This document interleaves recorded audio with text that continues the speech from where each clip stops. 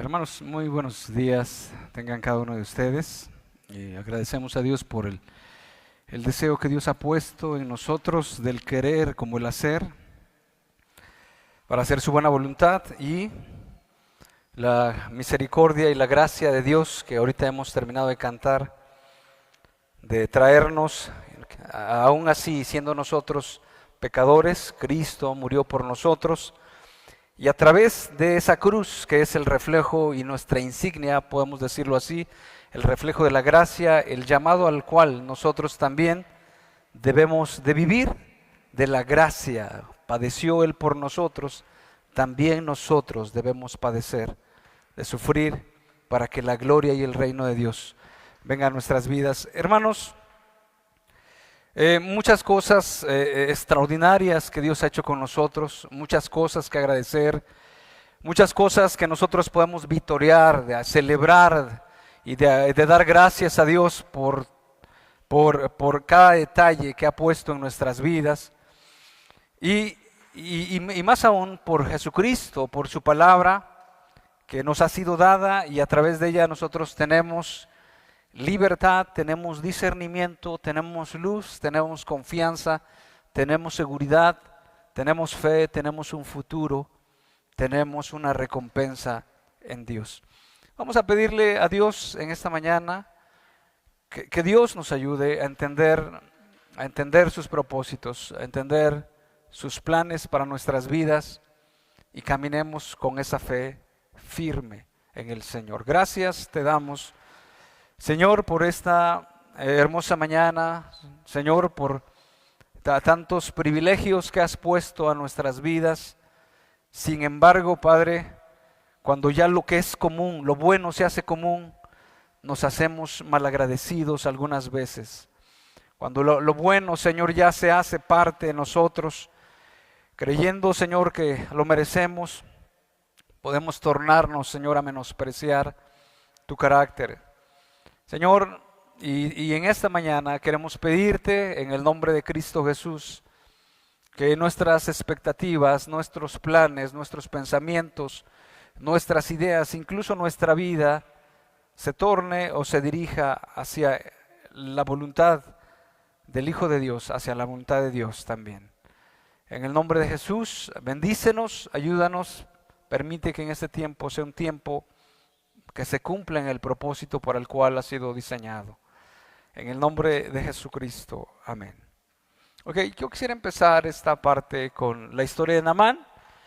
Pues ya todos la hemos escuchado seguramente, la hemos leído en la escuela dominical. Pero el punto en el que yo quiero que nosotros veamos, porque es parte también de lo que yo quiero compartirles, es que cómo Naamán llega con Eliseo teniendo algunas expectativas de lo que él piensa que va a ser el profeta cuando va a llegar. Él tenía en mente, ahorita sale el profeta, de acuerdo a lo que yo he escuchado, va a poner sus manos sobre mí y después me va a sanar una sanidad milagrosa y extraordinaria como las que él ya había escuchado anteriormente. Sin embargo, para su asombro, cuando él llega con el profeta, no es así como él estaba pensando. No es así.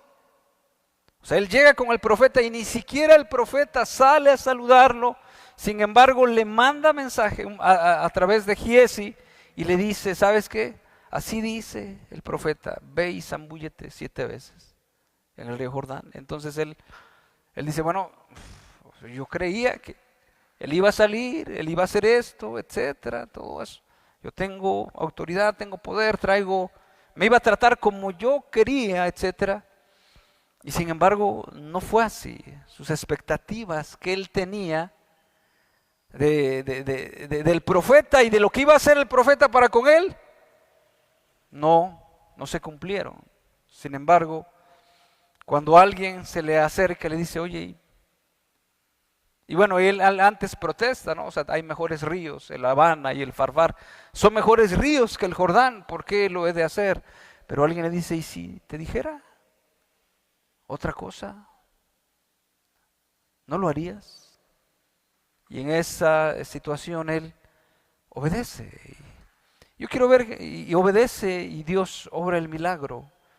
En la humildad, él reconociendo que no eran sus planes, que no eran sus expectativas y no eran sus propósitos. Y algunas veces nosotros podemos tener propósitos y expectativas, ya sea del reino de los cielos, ya sea del evangelio, ya sea de la vida cristiana, ya sea hasta del matrimonio. Podemos tener nuestras expectativas, ¿no? Llegará el día, me voy a casar, etcétera. Al año tendré mis hijos, etcétera. Tendré 4, los criaré en escalerita, etcétera. Irán a la escuela y qué felices seremos. Pero a veces no pasa así, ¿o sí? A veces no pasa así. O sea, llegamos, o sea, y bueno, y yo tenía la expectativa, mis expectativas eran que pasara eso. Pero nosotros tenemos unas expectativas. Dios tiene las de Él. Y las de Él son precisamente las que valen, nosotros no. Entonces, vamos a ubicarnos en Mateo 11 en el verso 2. De tal manera que nosotros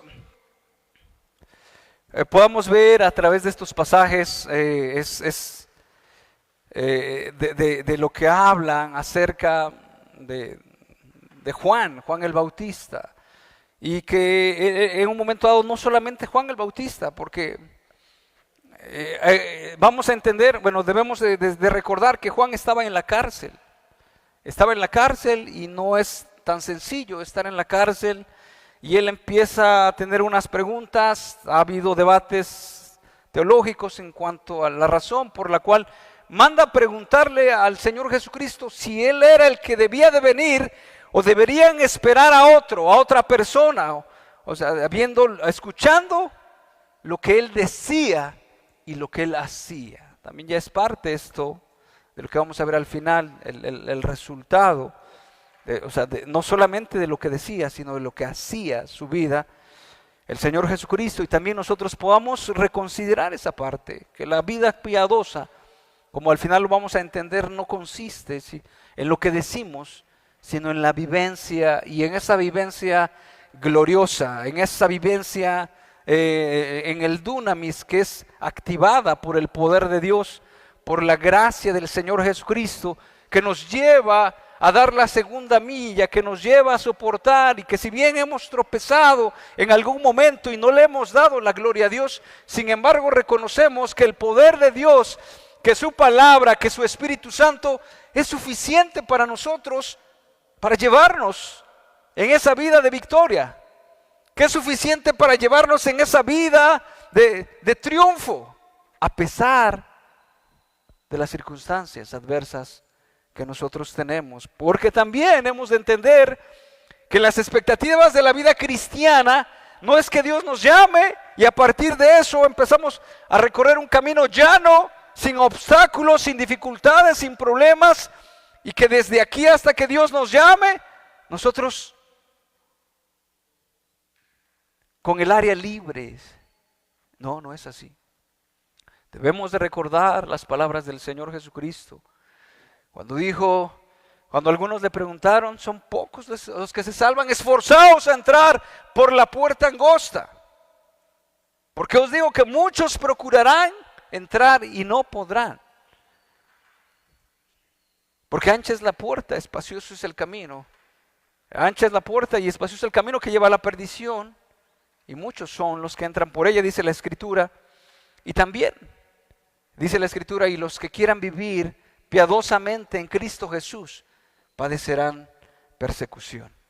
Entonces, hermanos, que estas expectativas también, que nosotros podamos amoldarnos a los planes de Dios, nuestros planes, nuestra voluntad, incluso en aspectos del evangelio, en aspectos de la piedad, en aspectos de la coinonía, en aspectos de crecimiento, en aspectos de todos los aspectos que nosotros podamos disponernos a los gloriosos y más excelsos planes del Señor.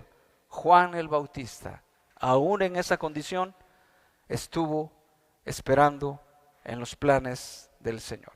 Okay, Mateo 11 dice en el verso 2, y al oír Juan en la cárcel los hechos de Cristo, o sea, lo que hacía en el contexto anterior, vemos que estaba haciendo milagros, sanidades, los muertos eran resucitados, los paralíticos caminaban, y estaba haciendo todos estos milagros. Le envió 2 de sus discípulos para preguntarle, ¿eres tú aquel que había de venir o esperaremos a otro? Respondiendo Jesús les dijo, id y haced saber a Juan las cosas que oís y que veis.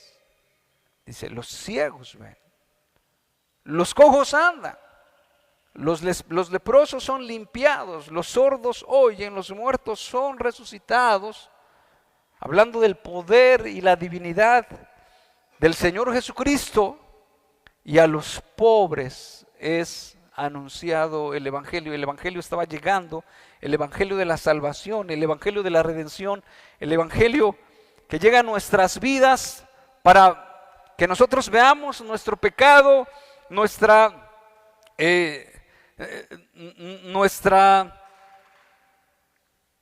desidia, toda nuestra condición que delante de Dios no es agradable delante de Dios, y que ahora empecemos a vivir en esa vida nueva, en un arrepentimiento y en una confianza en Dios y en una entrega total. Debemos de decirlo, hermanos, que es una entrega total, no es una entrega parcial, no es una entrega a mi conveniencia, sino es esa entrega total a Dios, cumpliendo el propósito por el cual Dios nos ha llamado. Y dice el verso 6, les pido por favor, si pueden abrir las ventanas, porque bueno, yo sí soporto el calorcito, pero ya abrieron aquí algunas y creo que va a ir arreciando más el calor. Si pueden abrir las que se puedan, por favor. Y dice el verso 6, y bienaventurado es el que no halle tropiezo en mí. Entonces, esta parte en la cual el Señor Jesucristo, hay otro pasaje paralelo en el cual el Señor en ese momento, dice el otro pasaje paralelo en la escritura de los evangelios, que hace milagros y les dice, ¿ya vieron esto? Háganle saber a Juan lo que ustedes han visto y oído. Pero sin embargo el verso 6 dice, y bienaventurado es el que no haya tropiezo en mí. Se lo dice a Juan el Bautista.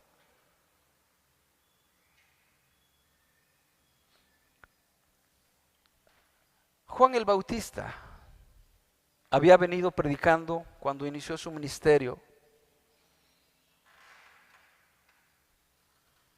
diciendo estas palabras: Él es más poderoso que yo, hablando del Señor Jesucristo. Él los bautizará en Espíritu Santo y fuego, su aventador está en su mano y limpiará su era y recogerá su trigo en el granero y quemará la paja en el fuego que nunca se apagará. O sea, está diciendo, así va a ser el que viene tras mí y que es más poderoso que yo, al cual yo no soy digno de desatar la correa de mis zapatos encorvado. Él es el que va a hacer esto. También en otra de sus predicaciones decía, y el hacha ya está puesta a la raíz de los árboles. Por tanto, todo árbol que no da buen fruto se corta y se echa en el fuego. Ese era el mensaje que él traía.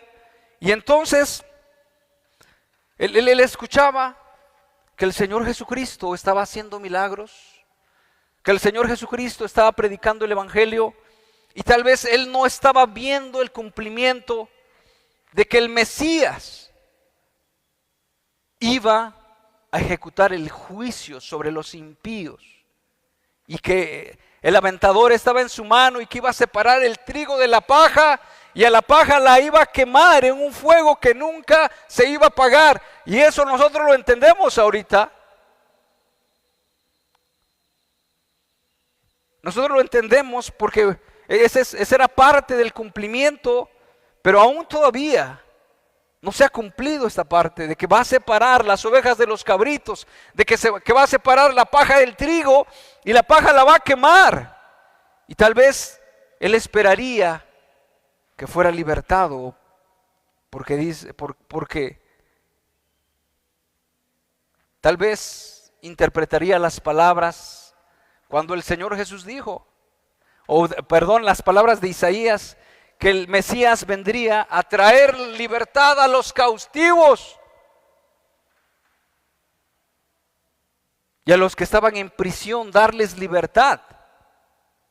Y entonces tal vez él estaba esperanzado en que pudiera. Es más, no vemos ningún episodio en la palabra de Dios que Jesús mismo haya ido a visitar a Juan el Bautista en la cárcel. Eran sus expectativas. Sin embargo, a través de la palabra de Dios, nosotros podamos entender que Juan el Bautista no se queda con esas dudas, que no se queda con esa incógnita, que no se guarda eso en el corazón. Sin embargo, va a donde tiene que ir. Y entonces manda mensaje a quien debe mandar mensaje, de tal manera que él pueda recibir una respuesta.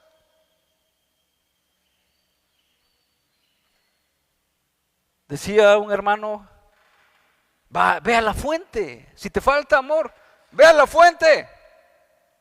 Si te falta lo que te falta, ve a la fuente. La fuente es el Señor. Y eso, entonces, va al Señor Jesús, envía mensajeros y recibe una respuesta que confirma que realmente las profecías que se hablan del que había de venir, del Mesías, se estaban cumpliendo en la persona del Señor Jesucristo, haciendo la obra sin precedentes, haciendo estos milagros, haciendo sanidades, resucitando muertos, teniendo poder, sobre todo dando testimonio que era el Cristo. Y no solamente eso, que predicaba el evangelio de salvación para que cada uno de ellos, de aquellas personas, se volvieran a Dios por la vida religiosa que estaban viviendo. Una vida religiosa es aquella que se conforma a ciertos modales, a ciertas rituales o a ciertas costumbres que uno hace. Que tal vez el nombre que yo tengo, de la denominación que yo tengo, la doctrina que yo tengo, y entre otras cosas más, pero no hay una vida dentro del corazón de las personas, no hay un deseo de honrar, de venerar a Dios, de glorificarlo. No hay un deseo y un hambre del mismo Dios. El salmista lo decía, como el siervo busca por las aguas, así clama, oh Dios, por ti, el alma mía. Las palabras de Malaquías, ¿de qué hablan?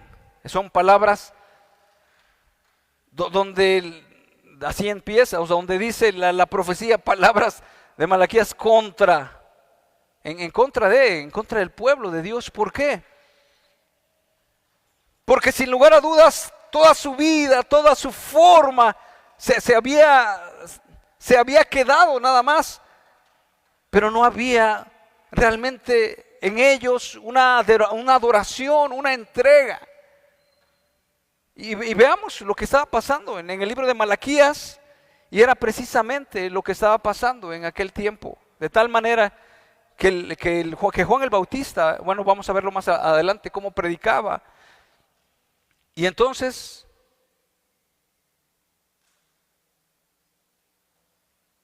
ese mensaje del Evangelio, ese mensaje se lo envían a Juan el Bautista a través de sus mensajeros. Y seguramente Juan es confortado. Seguramente Juan, a pesar de estar en la cárcel, es consolado de que los planes de Dios, de que los propósitos de Dios se iban a cumplir, a pesar de que él no estuviera viendo lo que él esperara, lo que él esperaría del Mesías. Entonces, también así, creo que nosotros pudiéramos tener diferentes expectativas de la vida cristiana, de la soltería, del matrimonio y de todo eso. Sin embargo, los planes del Señor realmente son sus planes para nosotros. Y entonces, ¿qué es lo que nosotros tenemos que hacer? Tenemos que permitir que la palabra de Dios nos hable cuando dice: bienaventurado es el que no halle tropiezo en mí. En otras versiones dice: el que no se escandaliza de mí.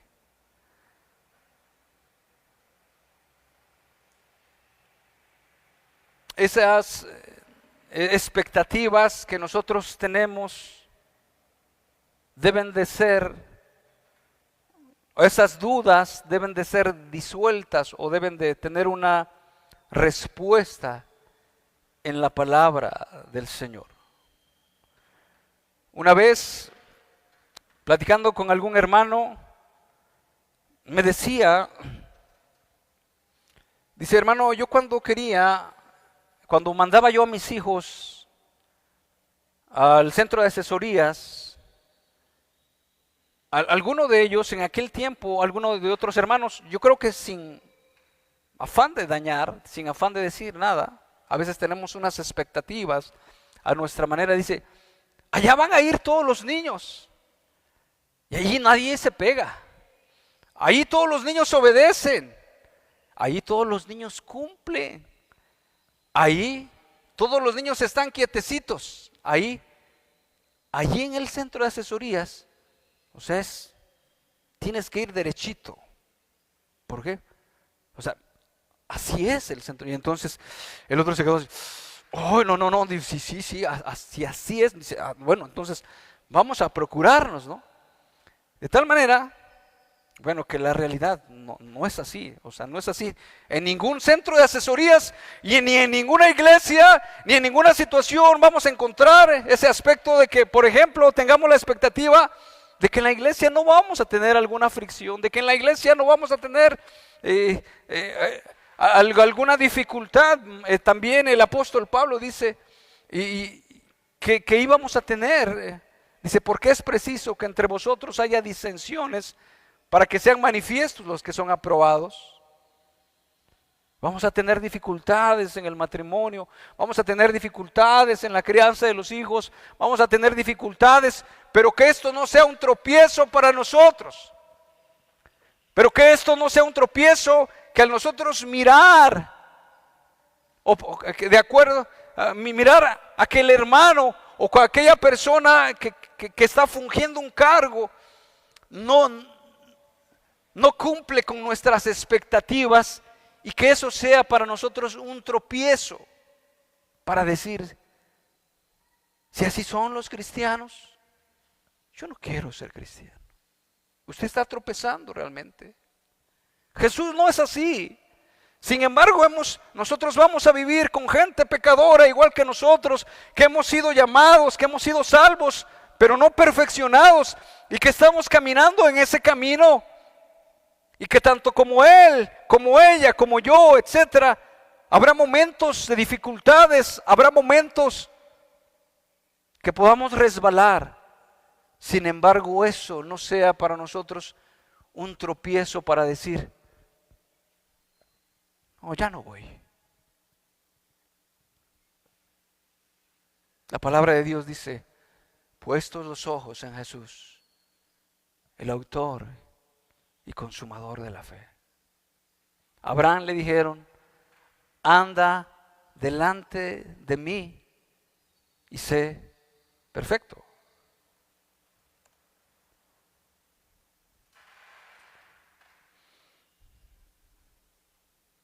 Y algunas veces eso puede tropezarnos a nosotros. Sin embargo, yendo a la palabra de Dios, a la fuente de toda verdad, nosotros encontraremos la respuesta, encontraremos el consuelo y encontraremos nuestra responsabilidad.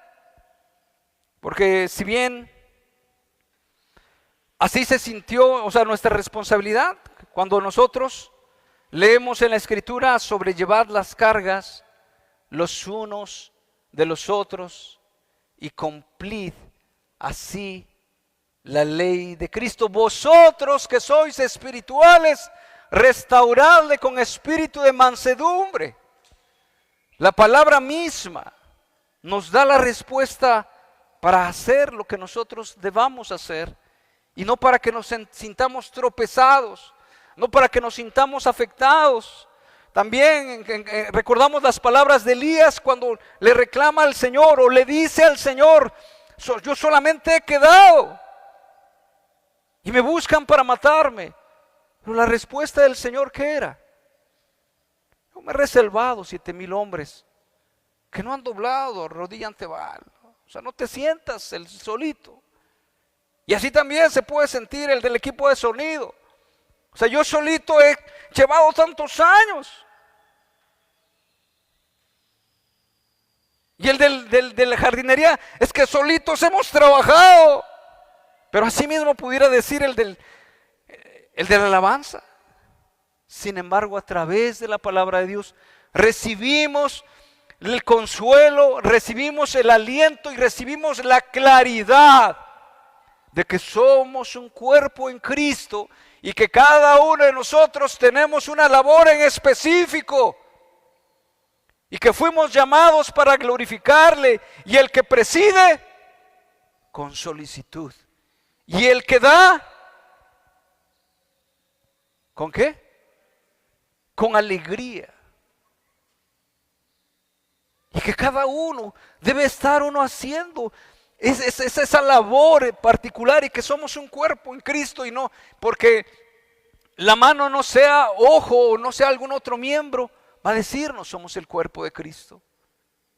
Realmente la palabra del Señor moldee nuestras expectativas de la vida en la iglesia, la vida en comunidad, la vida en la familia, la vida en matrimonial, la vida en la crianza de los hijos y la vida y todo el contexto que nos lleva para ver conforme a la voluntad de Dios de la vida eterna. De la vida eterna. Que nuestras expectativas se formen a las expectativas de Dios. En Él tenemos descanso, en Él tenemos reposo, en Él hallaremos gracia para renovar nuestras fuerzas.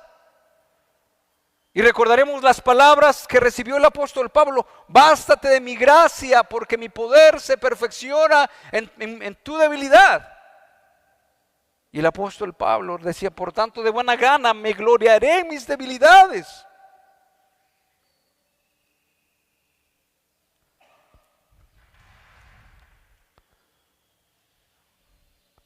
Cómo nuestras expectativas tienen que ser puestas en la voluntad del Señor. Y cómo también la palabra de Dios nos va a mostrar la labor que nosotros tenemos que hacer. Sin embargo, bien nos compartía el pastor, ¿verdad? Heme aquí, envíalo a Él. Sino más bien, heme aquí, envíame a mí, ¿qué voy a hacer yo? Si bien no encuentro el ambiente espiritual que yo supongo que debo encontrar, precisamente es Dios el que me habla a mí, diciendo: empieza entonces tú.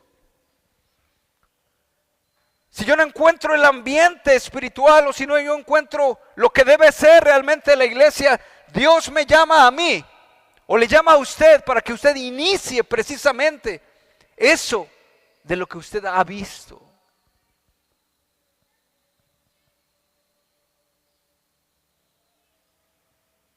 ¿Quién va a atender a los jóvenes? ¿Quién va? Usted precisamente. Usted, padre de familia. Precisamente usted. O sea, si Dios le pone la carga a usted precisamente.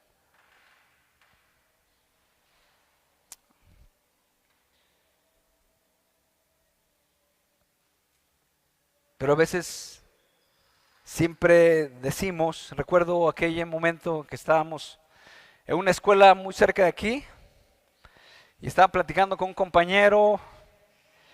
Yo había reprobado una materia, él había reprobado 4. Y entonces iba pasando un catedrático ahí que se decía que por ahí nos echaba la mano, podía hacer algo por nosotros. Y él me decía, oye, ¿no quieres ir a hablarle? Yo dije, bueno, si yo tengo 1 y tú 4, tú eres el primero en que tienes que ir. O sea, en mi mente entró la idea, o sea, tú eres el primero que tienes que ir, no yo. Y algunas veces así hacemos. Oye, tú no vas a ir. Oye, ¿y tú? ¿Y tú precisamente? ¿Qué vamos? ¿En qué nos vamos a encaminar? ¿Hacia dónde vamos a ir?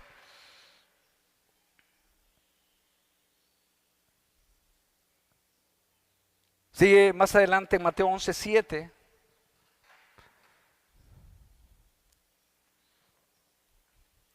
Dice, mientras ellos se iban, comenzó Jesús a decir de Juan a la gente, ¿qué salisteis a ver al desierto? ¿Una caña sacudida por el viento? ¿O qué saliste a ver? ¿A un hombre cubierto de vestiduras delicadas? Se está refiriendo a Juan el Bautista. Jesús está hablando a Juan el Bautista. Aquí los que llevan vestiduras delicadas en las casas de los reyes están. ¿Pero qué saliste a ver? ¿A un profeta? Y Jesús dice, sí, os digo, y más que profeta, porque este es de quien está escrito. He aquí yo envío mi mensajero delante de tu faz, el cual preparará tu camino delante de ti. Dice el verso 11, de cierto os digo, entre los que nacen de mujer no se ha levantado otro mayor que Juan el Bautista, pero el más pequeño en el reino de los cielos, mayor es que él. Desde los días de Juan el Bautista hasta ahora el reino de los cielos sufre violencia y los violentos lo arrebatan. Porque todos los profetas y la ley profetizaron hasta Juan, y si queréis recibirlo, él es aquel Elías que había de venir. El que tenga oídos para oír, oiga. Realmente, los que salían a escuchar a Juan el Bautista no lo hacían por ocio, no lo hacían por ver una figura llamativa o elegante. Pues el mismo Juan el Bautista, dice la Escritura, que llevaba una vida austera. O sea, la atención que le generaba a las personas de aquel lugar para ir a ver a Juan el Bautista, no es porque trajera un buen equipo de sonido, porque trajera un buen equipo de alabanza, porque trajera buenas sillas, porque hubiera buen ambiente, aire acondicionado o cosas así que pueden ser atractivas a las personas, sino más bien les atraía algo más. Era la palabra de poder que Dios Dios ponía, el mensaje que Dios ponía en Juan el Bautista, y era la autoridad que Dios le había dado, porque Jesús da testimonio, dice, este es el mayor de todos los profetas, es el mayor, y la Escritura dice que vendrá con el espíritu y poder de Elías, De tal manera que dice la Escritura que muchas personas salían a bautizarse, confesando sus pecados. Y yo investigué, bueno, me ocurrió, digo, ¿y tenemos registrado un milagro de Juan, de Juan el Bautista? ¿Tenemos registrado en la Biblia? Creo que no. Sin embargo, el Espíritu, y se vendría con el Espíritu y el poder de Elías como predecesor del Señor Jesucristo, el Salvador. ¿Pero qué saliste a ver? A un profeta. Y Jesús dice, sí, es más que un profeta.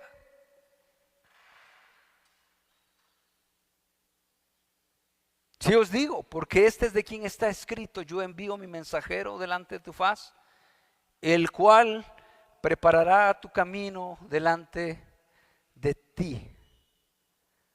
Era un poderoso mensajero del Señor, de Dios, para hacer volver el corazón de los padres hacia los hijos. Y su palabra y su predicación hizo volver a mucha gente, porque dice la Escritura que venían y se bautizaban. Su predicación era poderosa. No salían a verlo a Juan por ser una figura que palidecía entre las sombras. No salían a ver a Juan porque Juan fuera un hombre voluble y muy influenciable. ¿Qué saliste a ver? ¿A una caña sacudida por el viento? ¿Alguien despreciable? ¿Qué saliste a ver? Dice, ¿a alguien que viste elegantemente? Dice, porque los que visten así están en los palacios de los reyes allá. ¿Pero dónde predicaba Juan el Bautista? Él predicaba en el desierto. Sin embargo, él venía de parte de Dios y traía un mensaje de parte del Señor. Y ese mensaje es el mensaje del arrepentimiento, el mensaje de la salvación, el mensaje que trae libertad a los cautivos, que da vista a los ciegos. Es el mensaje de volvernos a Dios, el mensaje de reconciliarnos con Dios, el mensaje que dice la Escritura, y conoceréis la verdad, y la verdad os hará libres. Es ese mensaje. Vamos a leer Lucas 3:3, dice, se refiere aquí a Juan el Bautista, y él fue por toda la región contigua al Jordán, predicando el bautismo del arrepentimiento para perdón de pecados, como está escrito en el libro de las palabras del profeta Isaías, que dice, voz del que clama en el desierto, preparad el camino del Señor, y dice, enderezad sus sendas. Y ya en esta parte se empieza a ver el propósito de Dios, por cuanto todos los hombres hemos pecado y estamos destituidos de la gloria del Señor. Y como bien dice el refrán, caras vemos, pero corazones no sabemos. Sin embargo, la palabra de Dios dice, porque yo miro lo que ve y mira, yo no miro lo que mira el hombre, sino miro lo que está dentro del corazón. Dice el verso 5, todo valle se rellenará y se bajará todo monte y collado. Los caminos torcidos serán enderezados y los caminos ásperos allanados. Y verá toda carne la salvación de Dios. Y decía a las multitudes que salían para ser bautizadas por él, oh generación de víboras, ¿quién os enseñó a huir de la ira venidera? Y dice el verso 8, haced pues frutos dignos de arrepentimiento. Él predicaba un bautismo de arrepentimiento. Ese arrepentimiento implica, como bien lo dice Isaías, dejar de hacer lo malo, aprender a hacer lo bueno. Más abajo en el pasaje de Mateo 11 que empezamos a leer, dice, el reino de los cielos sufre violencia y solamente los violentos lo arrebatan.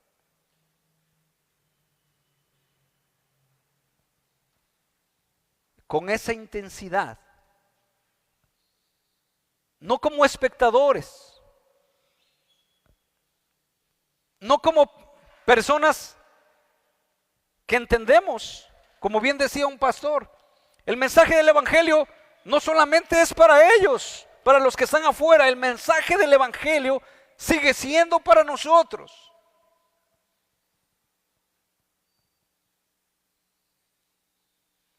De tal manera que decía,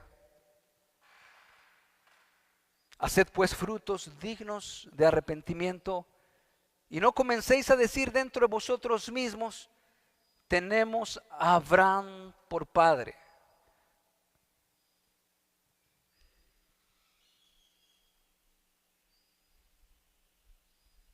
Porque os digo que Dios puede levantar hijos a Abraham aún de estas piedras. Y entonces, al ver Juan el Bautista, que muchas personas solamente se bautizaban por miedo al castigo u otra cosa, él mismo les decía, ustedes necesitan hacer frutos dignos de arrepentimiento. Dice Santiago que esa fe se tiene que evidenciar a través de nuestras obras. Dice Santiago, muéstrame tu fe sin tus obras y yo te mostraré mi fe por mis obras.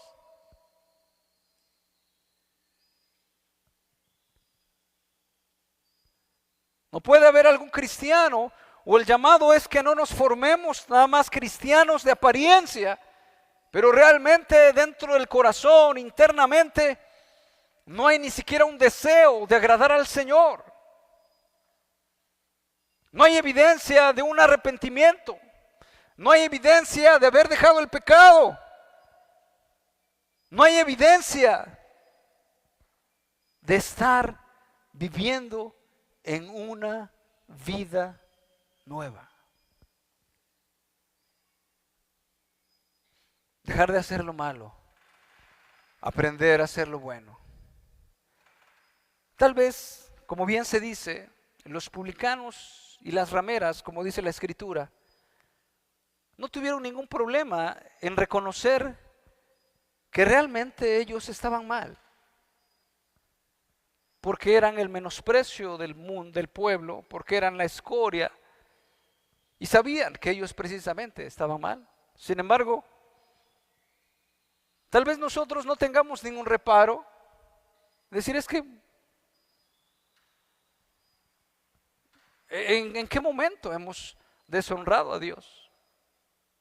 Malaquías, el profeta, dice, ellos responden, el pueblo responde y dice, ¿en qué te hemos deshonrado? Y el profeta responde, en que ofrecéis en vuestras ofrendas pan inmundo y pensáis que la mesa del Señor es despreciable.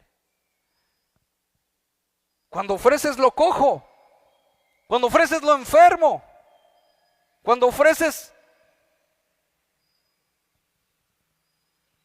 dice, a ver, preséntalo a tu Dios, a tu príncipe, y esa es precisamente esa vida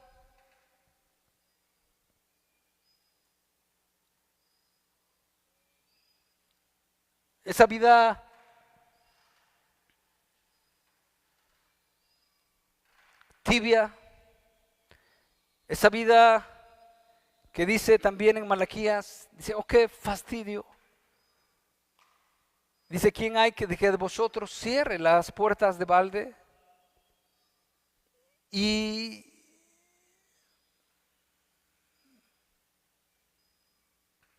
precisamente eso nos lleva a nosotros a considerar el mensaje de dejar de hacer lo malo y aprender a hacer lo bueno. Que debo decirlo, creo que en algún momento nos hemos quedado a la mitad, como en algún otro momento lo he repetido. Aquella persona que en su vida se había dedicado a la ociosidad. No vemos un progreso en su vida. Que la ociosidad ya se haya quedado atrás y ahora esté caminando hacia una vida activa, una vida diligente. Incluso también en la ignorancia. Si antes no estaba usted acostumbrado a conocer la verdad, se debe notar ese deseo de escudriñar por saber la verdad. Si antes usted era una impuntual, y reconocemos que hay momentos en el que hemos sido impuntuales, pero vamos a hablar precisamente del que constantemente es impuntual. Ya está caracterizado porque siempre llego tarde, ¿no? Como en la canción de Marcos Vidal, siempre llego tarde, etc. No hay una resistencia para entender el Evangelio. O sea, que el llamado es de dejar mi vida irresponsable ahora para empezar a manifestar una vida que le agrade a Dios. En cuanto a los hijos, de igual manera es el llamado para dejar de abdicar en nuestra autoridad como padres y de decir, bueno, mis hijos que hagan lo que hagan, allí mi esposa que haga lo que pueda. Sin embargo, el hombre, mediante la palabra de Dios, no se ilumina para decir, esto es parte mía. La situación en la casa, en mi matrimonio, es responsabilidad mía. Los problemas económicos que hay, es responsabilidad mía. Las deudas en las cuales estoy metido y no he salido, es responsabilidad mía. Dejad de hacer lo malo. Aprender a hacer lo bueno. Dice la Escritura, si pues habéis resucitado con Cristo, buscad las cosas de arriba. Y ciertamente, hermanos, debemos de trabajar diligentemente para la gloria del Señor. Dice la palabra de Dios, el que no trabajaba, ahora trabaje. ¿Para qué? Pero nada más ahí nos quedamos a los 3/4. ¿Qué dice? Después, para que tenga que compartir a los demás. No, ahí ya no. Ahí ya no. No son sus expectativas, son las expectativas de Dios. Pero no vemos en un progreso en esa relación matrimonial. No vemos un progreso en esa vida en la cual Dios nos ha dicho dejar de hacer lo malo, aprender a hacer el bien. Segunda de Pedro nos dice, como todas las cosas que pertenecen a la vida y la piedad nos han sido dadas cuando intencionalmente lo hacemos. Dice, por esto mismo, poniendo toda diligencia, por esto mismo. En un momento dado hay más diligencia. Recuerdo que en mis tiempos la escuela Tamayo era la más, que bueno, no tuve el privilegio de asistir, ¿verdad? Pero para sacar ficha, ¿a qué hora se iban a formar? ¿A las 10 de la mañana? ¿A las 7 de la mañana? Se iban a formar a las 3 de la mañana, porque yo quiero que mi hijo entre a la Tamayo. Yo quiero que mi hijo tenga una buena instrucción, o sea, más interesado en las cosas materiales, más interesado en las cosas terrenales, más interesado en todo esto, que tanto interesado en las cosas espirituales, en los que van a tener un rédito a la vida eterna.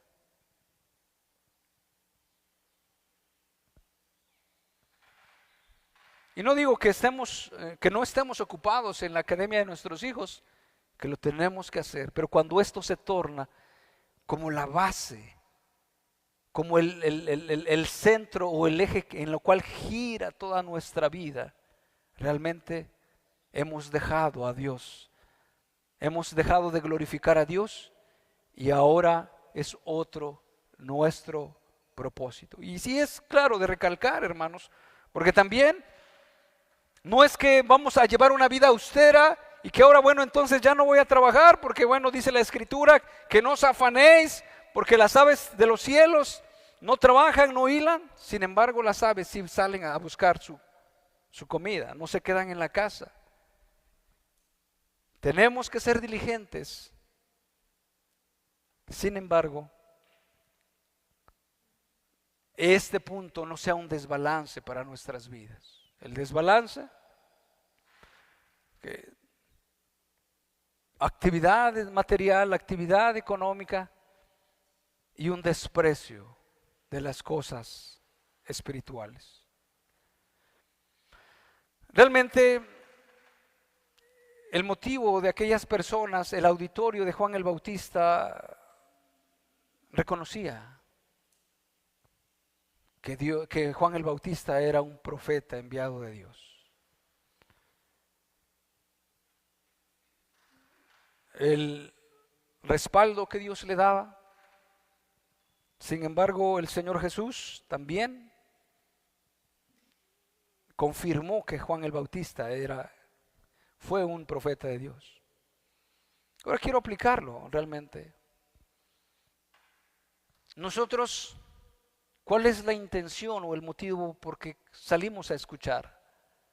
O porque venimos a escuchar el mensaje. Puede haber falsas expectativas. Algunos pueden decir, y también recuerdo aquellas personas que mandaban sus hijos a la escuela dominical, porque es bueno. Sin embargo, mientras mis hijos están en la escuela dominical, aquellas personas se iban al partido de béis. Qué bueno, la escuela dominical, pero tiene unas malas expectativas. ¿Por qué uno sale? Porque si ellos salían, porque entendían que no había escenario, que no había sillas cómodas, que no había equipo de alabanza, que no había un predicador bien vestido, que no había nada de eso que llamara la atención a los ojos, sino el quien estaba predicando era un hombre austero, vestido austeramente. Sin embargo, predicaba en el poder de Dios, la palabra de Dios. Y el Señor Jesús le dijo, ¿a quién saliste a escuchar? ¿A quién saliste a ver? ¿A un profeta? Sí, es cierto, más que un profeta. Nosotros, ¿cuál sería nuestra intención? Porque hay buena música. Me gusta cuando el hermano Jos toca, arma una buena melodía.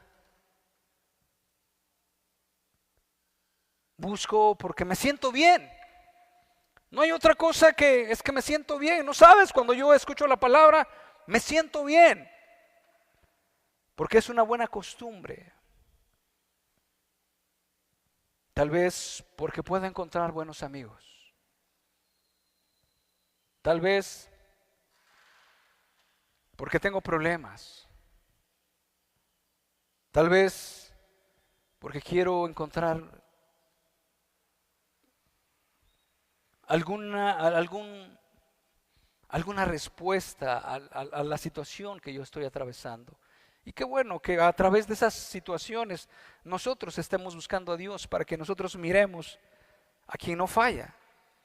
En otra ocasión escuché un comentario de una persona que apenas empezaba empezar a asistir a la reunión, dice, y invitaba a alguna otra persona y le decía, ¿sabes qué? Dice, es que ahí hay muchas chicas, dice, hay muchas jóvenes, vente conmigo, dice, vamos. Malas expectativas. Vamos porque hay actividades de días de campo, salidas, fogatas, etcétera. ¿qué es la razón por el cual usted sale a buscar? ¿Cuál es la razón?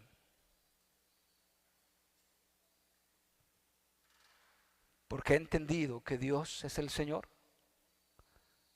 Porque he entendido que Él es el que debemos de adorarle. Porque he entendido que su palabra es la palabra que está a usted redarguyendo, que está instruyendo, esa palabra que está en usted despertándole, que ha sido la palabra en la cual ha hecho de su vida una nueva vida. Es la palabra de Dios la que está causando un interés en usted, en esa búsqueda insaciable para encontrar al Maestro, para encontrar a Dios. ¿Cuál es el motivo? Decía una persona, dice, no vine, me trajeron, dice. O sea, como diciendo, pues ya no tenía otra, pues tuve que venir. Sin embargo, el mensaje de Juan el Bautista era: enderecen sus sendas. Todo que se bautizaran. Y luego vamos a leer en esta parte donde dice, vamos a leer en el verso 10 de acá de Lucas 3. Y la gente le preguntaba diciendo, entonces, ¿qué haremos? Y respondiendo les dijo, el que tiene 2 túnicas, dé al que no tiene. Y el que tiene que comer, haga lo mismo. Vinieron también unos publicanos para ser bautizados y le dijeron, maestro, ¿qué haremos? Y él les dijo, no exijáis más de lo que está ordenado. El verso 14, también le preguntaron unos soldados diciendo, ¿y nosotros qué haremos? Y les dijo, no hagáis extorsión a nadie, ni calumniéis, y contentaos con vuestro salario. Esta parte nos habla de una respuesta al llamado del Evangelio. Esta parte nos habla de un arrepentimiento. Esta parte nos habla de dejar de hacer lo malo, de aprender a hacer lo bueno, de que aquella esposa ha de dejar las amenazas, de que aquella esposa ha de dejar, a través del perdón de sus pecados y de la gracia del Señor Jesucristo, hacer una esposa discutidora, dejar de ser una esposa problemática, a empezar a vivir una vida espiritual en comunión con el Señor para estar satisfecha y para someterse a su esposo en el temor del Señor.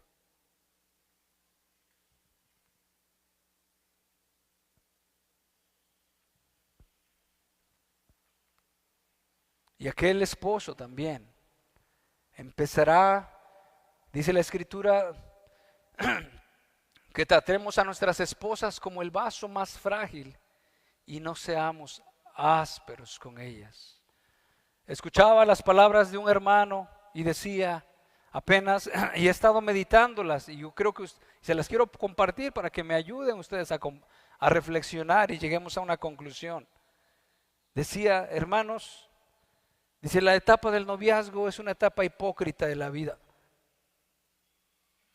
Y la más hipócrita, ay caray, dije, déjame analizarlo. Dice, sí, dice, porque cuando estás de novio, dice, oye, discúlpame, dice, llegué 30 minutos tarde. Ay, no te preocupes, eso no es nada. Ay. Y cuando ya están casados, oye, te estuve esperando 5 minutos, ¿qué estás haciendo? Etcétera.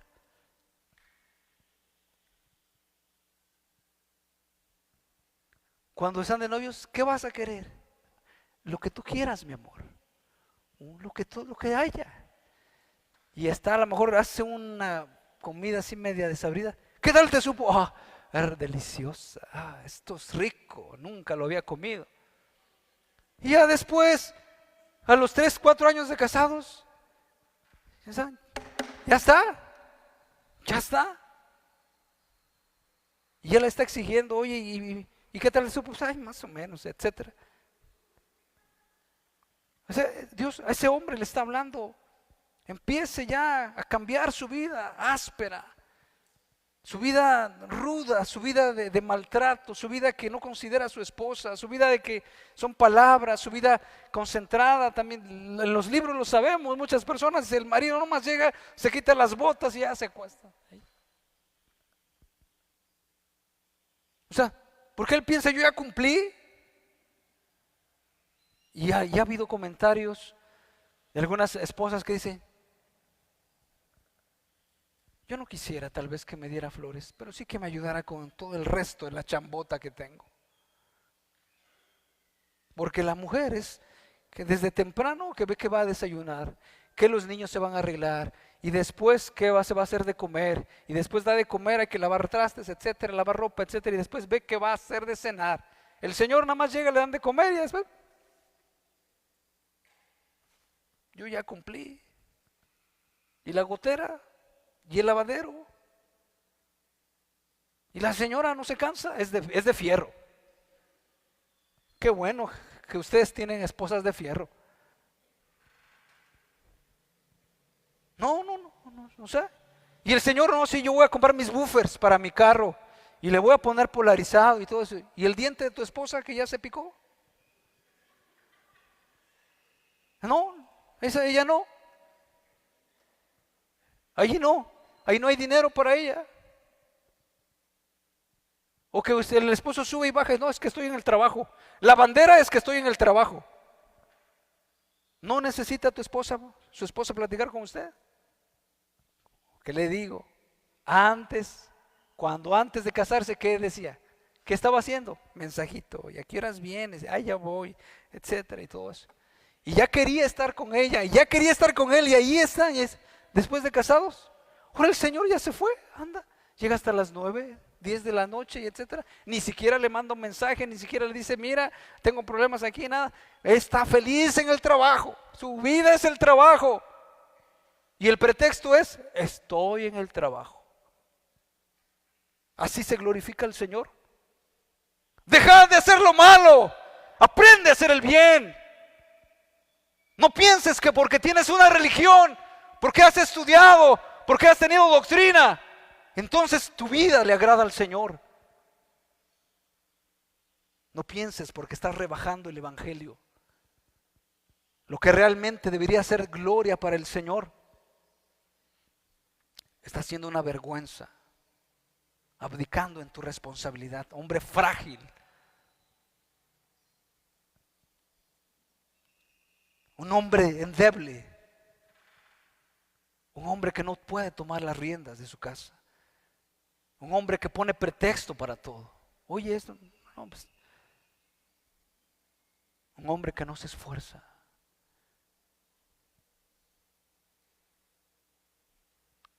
Deje de hacer lo malo, empiece a hacer el bien. Empiece a hacer el bien. Pero decimos, es que ya sabemos hacer el bien. Es que la religión esa no es la que ayuda. Realmente el mismo Juan el Bautista estaba diciendo ya, haz esto. Aquella mujer, o sea, decía, ¿y nosotros qué haremos? O sea, se debe evidenciar tu vida que ya está cambiando y en un constante progreso, en un constante avance. Religiosos hay muchos religiosos, personas que pueden saberte de doctrina, personas que pueden decirte esto, mira, así en el año tal, y en el año tal, y en el año tal, y cuando cumple años tu esposa, en el año, quién sabe, eso sí no sé. Pueden saber en qué año cayeron las murallas de Jericó, pueden saber cómo se debe predicar, pueden saber de tantas cosas. Bien, el Señor dijo, tú conoces todos los tiempos, cuándo va a llover, etcétera. Pero el tiempo de tu visitación no lo conoces. Eso es parte del arrepentimiento. Cada uno de nosotros debe estar viviendo en un arrepentimiento constante. Claro, En un momento llegamos al Señor y le dijimos, Señor, perdona.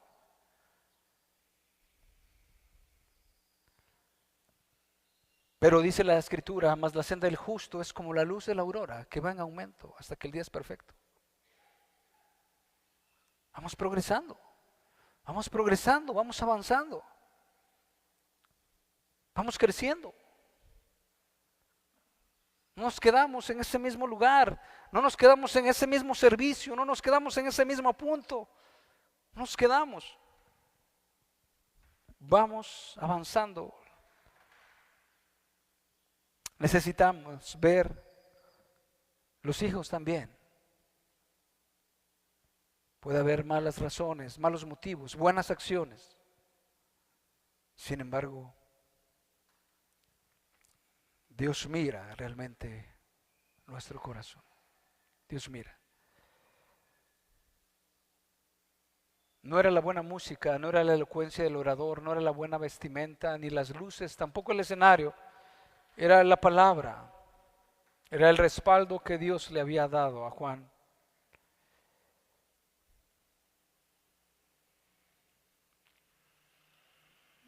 Del mensaje que él traía.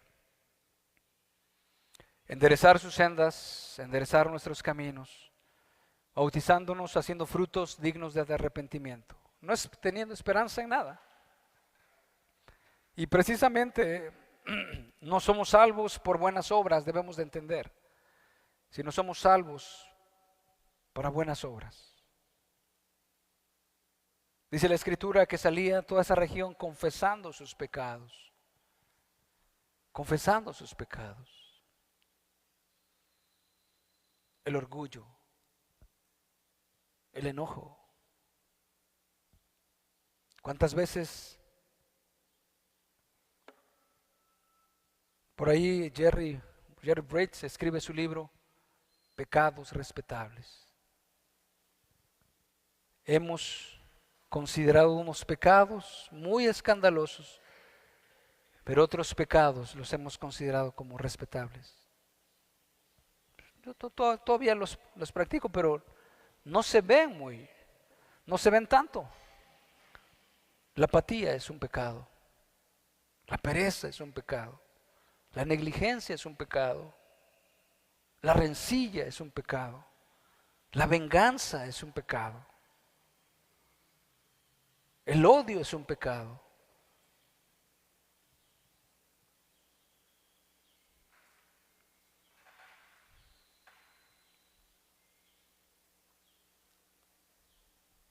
Dice, el reino de los cielos sufre violencia y los violentos lo arrebatan. Hablar detrás de las personas es un pecado.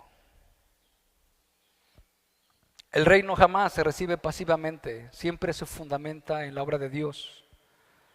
Pero la obra de Dios siempre produce una respuesta en nosotros. No son los deseos perezosos ni los esfuerzos fríos los que llevarán a los hombres al cielo. El reino de los cielos sufre violencia y solo los violentos lo arrebatan. Alguna persona por ahí decía, yo no quiero ser cristiano porque yo ya sé que ser cristiano me impide ya que no vaya a tomar, que ya no vaya a hacer eso, etc. Sabía lo que Dios le demandaba, lo que Dios le estaba pidiendo. Sin embargo, él decía, pero no, yo quiero seguir así. Dice Mateo 11:16, ¿a qué compararé esta generación? Es semejante a los muchachos que se sienten en las plazas y dan voces a sus compañeros, diciendo, os tocamos flauta, no bailasteis. Os endechamos y no lamentasteis, porque vino Juan, que ni comía ni bebía, y dicen, demonio tiene. Vino el Hijo del Hombre que come y bebe, y dicen, aquí un hombre comilón y bebedor de vino, amigo de publicanos y de pecadores, pero la sabiduría es justificada por sus hijos. El sabio demuestra su sabiduría por sus acciones sabias.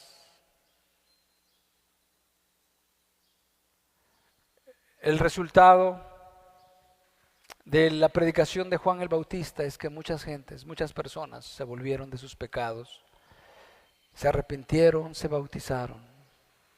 Su vida, sus palabras y sus obras concordaban. La vida del maestro de esa misma manera, sus palabras y sus hechos concordaban. Su obra, lo que él hizo, los milagros dieron evidencia de que él es el Hijo de Dios. Sus palabras y su mensaje nos llaman a cada uno de nosotros a arrepentirnos y a dejar toda esa vida de impiedad.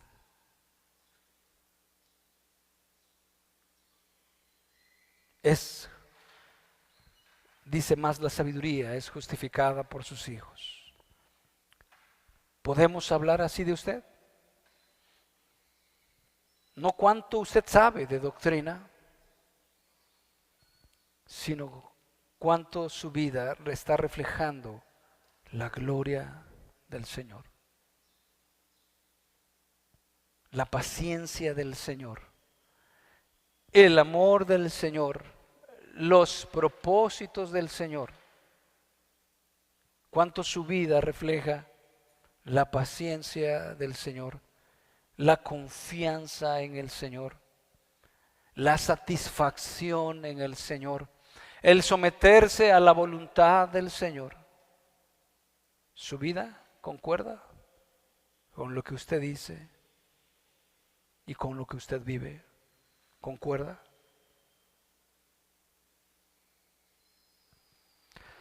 ¿Concuerda? Nuestro deseo, ¿cuál es su mayor deseo? Dice la Escritura, porque donde esté su tesoro, allí estará su corazón. Porque de la abundancia del corazón habla la boca. ¿Qué es lo que habla usted constantemente? ¿De qué habla constantemente? ¿A dónde está su tesoro? Glorificar al Señor, cumplir los propósitos del Señor, amar al Señor, vivir sin desmayar, Señor, vivir ante tu altar, Señor, postrado y no mirar atrás. Este es el llamado. No es hacer llamado, el llamado para ser parte de una iglesia. No es el llamado para que dicen yo simpatizo con aquella iglesia, yo simpatizo con la ideología, la doctrina de esa iglesia. Es bonito cuando yo escucho esa doctrina, esa predicación de la iglesia. El llamado no es ese, hermanos. No es ese. El llamado del Señor es vuélvete a Dios con todo tu corazón. Y empieza a regenerar tu vida conforme a tu imagen, a la imagen de Dios y su semejanza. En todos los aspectos de la vida, dice la Escritura, sed santos en toda vuestra manera de vivir. En el trato con tus empleados, en el trato con tus clientes, en el trato con tu esposa, en el trato con tu padre, en el trato con tu madre, en el trato con tus hijos, con tus nietos, en el cumplimiento de tus labores, de tus deberes, como esposo, como esposa, como vecino, como discípulo, lo que Dios quiere. Pero ¿cómo lo podemos hacer? ¿Cómo lo podemos hacer? Bien decía el apóstol, en mí está el querer, pero no el hacer. Sin embargo, el llamado de Dios para nuestras vidas es, así como estás, entrégate al Señor, a pesar de la vida que hayas llevado, a pesar de los pecados que hayas cometido, a pesar de lo que tú hayas hecho, aún así, reconoce tu vida de deshonestidad, de robo, de maldad, de encubrimiento, de mentira, de hipocresía, de cualquier otra cosa, confiésale delante de Dios tus pecados y vuélvete al Señor para tu gloria. Que una vida mediocre, que una vida inestable, que una vida religiosa no sea el molde ni el modelo para nosotros. No se fije en ellos. No se fije en ellos. No sea eso de tropiezo, sino más bien poniendo la mirada en el Señor, nosotros podamos caminar fielmente para con Dios, cumpliendo nuestro llamado y las expectativas que Dios quiere para nosotros.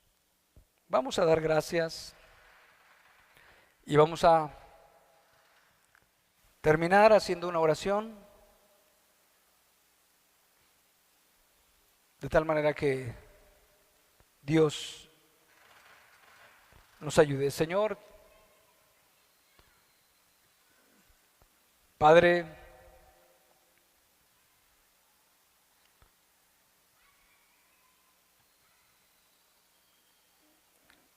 tú sabes nuestras vidas.